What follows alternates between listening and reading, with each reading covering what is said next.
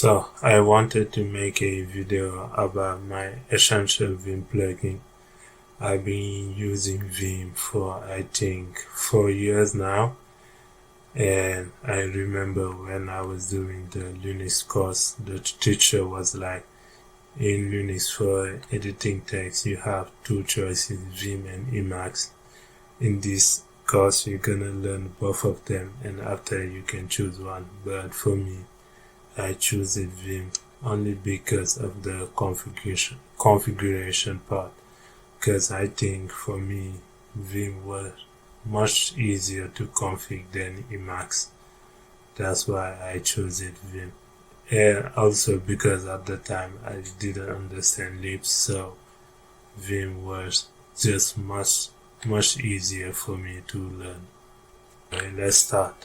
When you use Vim, you want to make Vim more like an IDE, and to do that you need some extra function that Vim doesn't provide, even though you can still be productive in Vim without plugin, but sometimes plugin can do the easy stuff for you.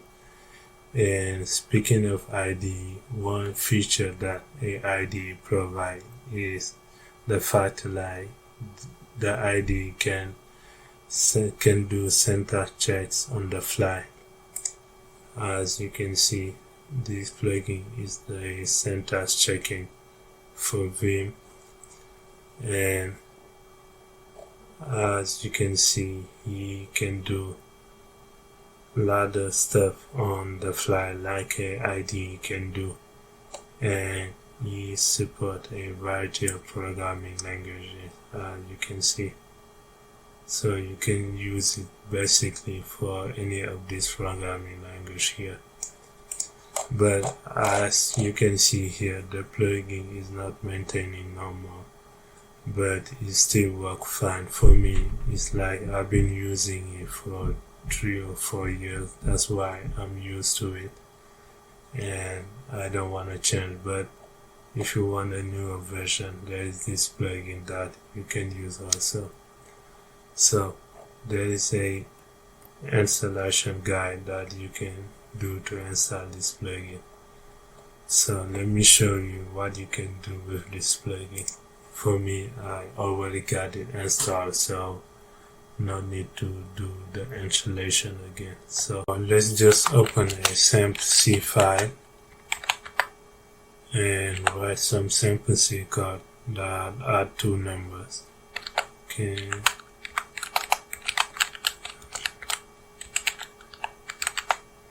Just a typical C file. Okay. Let's just declare two variables, A and B, and print their sum. Sum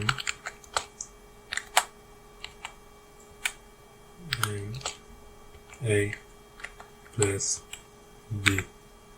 So typically you will write a simple C file, and what you will do is exit out of Vim, compile the file and run it. So let's do it. So let's compile the file. So as you can see, there is a compiler error. We missed a semicolon before the printer function. So with Vim Syntastic, you can get that feedback right away after you save your file. So let's just reopen the file. As you can see, there is a error here telling you that there is a semicolon missing, and there is Syntastic check that does that. So let's just add a semicolon and save the file. So as you can see, there is no error no more. So we can just go back and compile and run the code. You can see here we got the right answer. So this was just a simple example about what Syntastic can do for you, but it can do a lot more. Let's just, for some reason, like I do often, forget to add a header file, and let's save our file again. You can see there is an error telling you that missing a std or .hash include for printf function. So we can just roll it back and save our file, and that's it. There is not only for C language, there are all other languages supported also. As you can see, there is a list of programming languages that you can use with Syntastic. You can even define your own checker for your language, especially for Python. You can use PyLint, PyFlake, MyPy. So Syntastic Check is one of my most used plugins. The plugin that I wanted to show you is Floatem. Floatem is a plugin that lets you use a terminal inside Vim. Even though Vim has a built-in function for a terminal, but it's really not adequate for me. So that's why I love this plugin that lets you open a terminal inside Vim. As you can see, there is instruction about the installation, and you can do a lot of configuration with this plugin. So let me show you. So back with our example, even though you have Syntastic to check your syntax within Vim, but you still need to go back to compile your file and run it. Quite exhausting to always exit and come back to Vim. That's why having a terminal inside Vim can be cool. So let's just go back to Vim. So for Floatem, I just make my own shortcut to open it. When I type, for example, Ctrl T, as you can see, there is a Floatem that you can just use to compile your file and run it. And when you type Ctrl T again and go back to editing your code like you do. So it is really a time saver for me. I can write, compile and run the file without exiting Vim. Vim is really one of my essential plugins.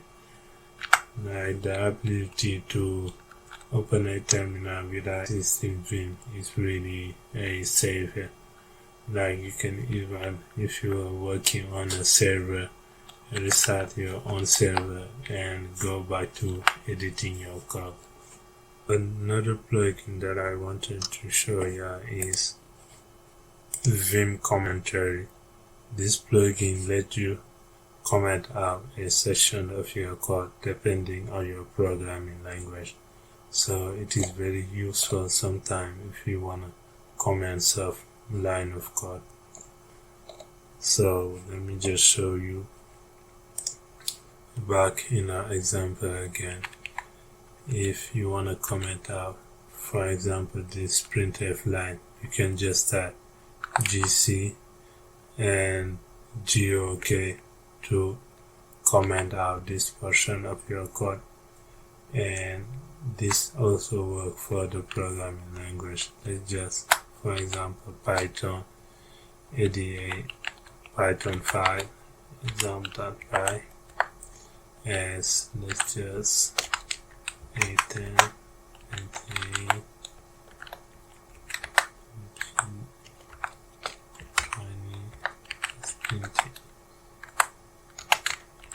B and C together. $a plus b. Let's print. For example, if you are using print for debugging to see the content of your variable before having the final result, so let's just run this using again a Floaterm plugin. Let's just save our file and open Floaterm. You can just run the file by typing Python 3 exam.py. As you can see, we got the right result. So let's go back. Alright. Let's just go back and comment out this print line. You can type GC and move your cursor to command that line again. So save a file and come back and run again. As you can see, this plugin works for other programming language, Java, HTML, CSS. You can use it for practically all other programming language. Another plugin that I use a lot is Vim Fugitive. This is a JIT wrapper that lets you do some awesome stuff inside Vim without leaving Vim. You can add, commit your change and all of this inside Vim. So let me show you. Let us move to a JIT repo. Let's just move to my Vim SC file. When I had my Vim config file, let's say I wanna edit the Vim RC file for my GitHub repository. Let's just, for example, change the default term rather than Globbox. Can use another one. Design. After modifying the file, you can see that this is a Git repository, and after a modification and save the file, okay, we can just type :git.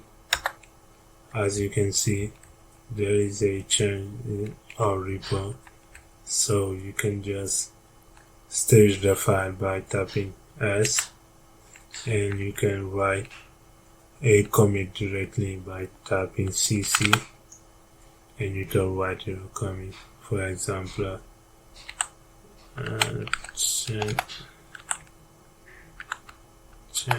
if I can type change color scheme to desert. After, we can just write and git. So as you can see, there is a commit that has been done. So okay, so again, you can just open your terminal and go to your repo, and you can just type git push to push your change, but I don't want to do it. So this plugin is very useful. You can do see some git diff. So you can just execute the git command inside Vim. Basically, these 4 plugins that I show you are my essential Vim plugin. Those are the plugins that I use the most: Syntastic, Floaterm, Vim Command, and Vim Fugitive. These 4 plugins are the plugins that I use the most. But obviously, I don't use only those 4 plugins. I use other ones that I disable for the sake of this video, because I didn't want to mention all the plugins that I use. There is the plugin called Vim Complete, that you can provide you with autocomplete suggestion, as you can see here. And there is another one, tag bar. If you are familiar with CTAG, this plugin, that you see the CTAG generated of your code that you can navigate. That is a very useful plugin also. Obviously there is a lot of plugins that I use that I didn't show you. Just as you can see, there is a lot of plugins that I use. Obviously FZF, tag bar, AutoPair, but those four are the principal one that I wanted to show you.